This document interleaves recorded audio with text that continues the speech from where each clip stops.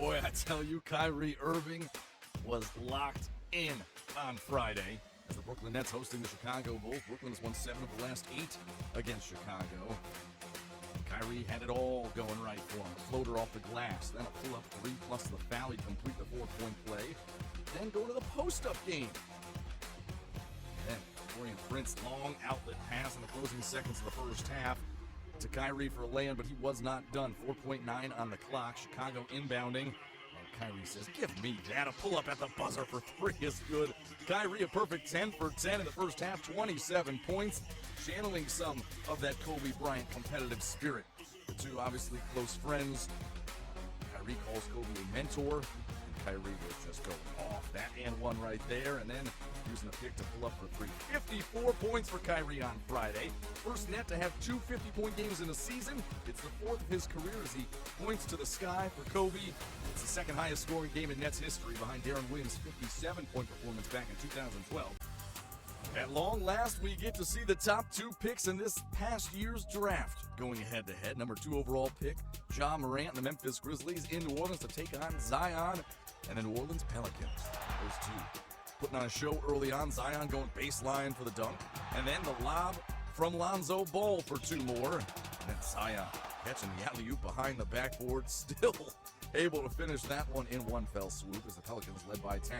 Meanwhile, Memphis is 500 on the season at 24-24. First time they've been 500 since New Year's Eve of 2018, and Ja Morant celebrating with a highlight reel slam. He had 16 points on the night. Pelicans led by 7 at halftime, though, and it's pretty easy to just put it up anywhere near the rim and have Zion go and get it. That's what Drew Holiday did right there. How about all-star Brandon Ingram going baseline for the flush? He had 20 points. And Zion missing here, but he has got one of the quickest second jumps in the game. 9 of 15 from the floor in the ball game. He had 24 points, 6 rebounds in 28 minutes. That's a career high 24 points. Jersey swap time as the Pelicans put 139 up on the Grizzlies to win by 28. They're now 3-2 with Zion. They've won 13 of 19 and are now just 4 games behind. The Dallas Mavericks and the Houston Rockets tied atop the Southwest Division entering their matchup on Friday. James Harden taking a moment of silence along with the rest of the crowd in Houston in memory of Kobe Bryant. And then we pick things up early third, Houston by 10 until James Harden gets the steal and the slam, 75-63. Russell Westbrook has had a great month of January. Another 30-plus point game, rocking the rim right there. 32 points, 6 rebounds, 9 assists for Westbrook. Mavs making a comeback, though. No Luka Doncic. Sprained ankle will keep him out the next couple of weeks. He may miss around 6 games or so. Kristaps Porzingis going off without Doncic in the lineup. 35 points, 12 rebounds. But Westbrook to Harden in the corner for 3. Harden had 30 points total in his last 2 games coming into this one. He went for 35 on Friday as Houston wins 128-121. The Milwaukee Bucks have won 9 games in a row, continue to have the best record in the Eastern Conference, best record in the NBA, as Thanasis Antetokounmpo making his first career start. This one alongside his younger brother Giannis, and Giannis feeding his elder. For the bucket and the foul, Thanasis, 4 points in 5 minutes of play. Meanwhile, Brook Lopez coming off the bench for Milwaukee in this one. He misses the 3, but Giannis skying over Nikola Jokic for the rebound and then gets the putback. Michael Porter Jr., 15 and 11. He has really started to come on as of late. It's been a good week for Chris Middleton. Career high 51 points on Tuesday. Named an All-Star reserve for the 2nd straight season on Thursday.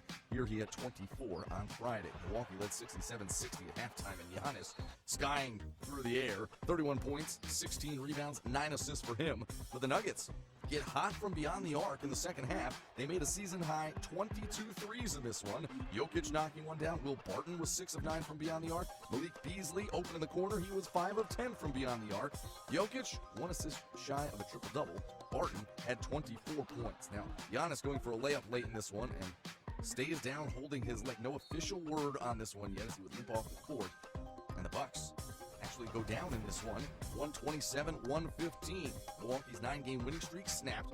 And one of the controversies of the All-Star selections, did Chris Paul deserve to make it in on the Western Conference instead of Devin Booker? Booker averaging 27 points a game. Chris Paul, 17 points, 6.5 dimes. And Booker was playing at an all-star level on Friday as the two teams matched up, Phoenix and Oklahoma City. Booker right at his average, 27 points, Phoenix by 1. But Paul was playing like an all-star as well, getting it up ahead of the pack right there to Danilo Gallinari for the lay-in and the foul.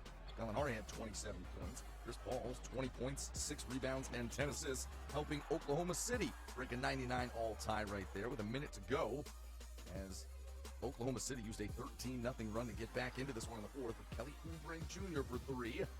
Now down by 3.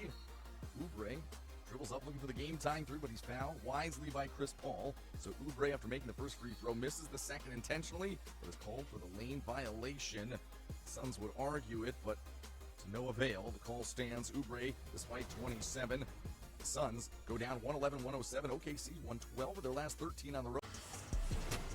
The day it arrived for the Los Angeles Lakers to get back on the basketball court and play their first game since Kobe Bryant's passing. Hundreds of fans showing up to the shrine outside the arena, the fans inside the arena getting involved in the tribute.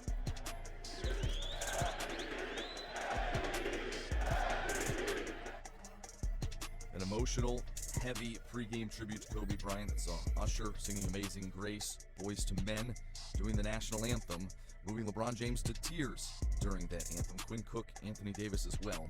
And then LeBron took the mic. I look at this as a celebration tonight. Tonight we celebrate the kid that came here at 18 years of age, retired at 38, and became probably the best dad we've seen over the past 3 years, man. So in the words of Kobe Bryant, Mamba out. But in the words of us, not forgotten. Live on, brother.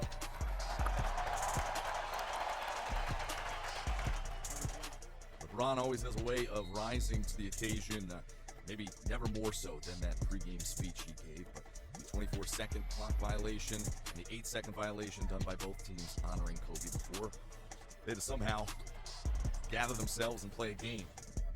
Anthony Davis had 18 points in the first quarter. Damian Lillard, 19 in the first half as the Lakers led 62-60 heading into the locker room. More from AD from beyond the arc in the third, and then Damian Lillard dunking on 2 Lakers. Then the three-pointer plus the foul. He had 7 threes in this game, 40 triples in his last 5 games. Lillard had 23 points in the third quarter, knocking down another contested 3 right there. CJ McCollum missing, LeBron James to Contavious Caldwell-Pope on the other end, and the Lakers are within 8 as LeBron had 10 assists, also had 22 points to go along with 8 rebounds. It's 108-105 with under 8 to play. And Lillard lobbing to Hassan Whiteside, who was 13 of 14 from the floor, scoring 30 points with 12 rebounds and 5 blocks. AD, the putback dunk, he had 37 points, but Damian Lillard, he mentioned post-game, he had the Mamba mentality in this one. 48 points, 9 rebounds, 10 assists. He had his first career triple-double on Wednesday. Missed his second career one by a rebound as Lillard has averaged 48 points.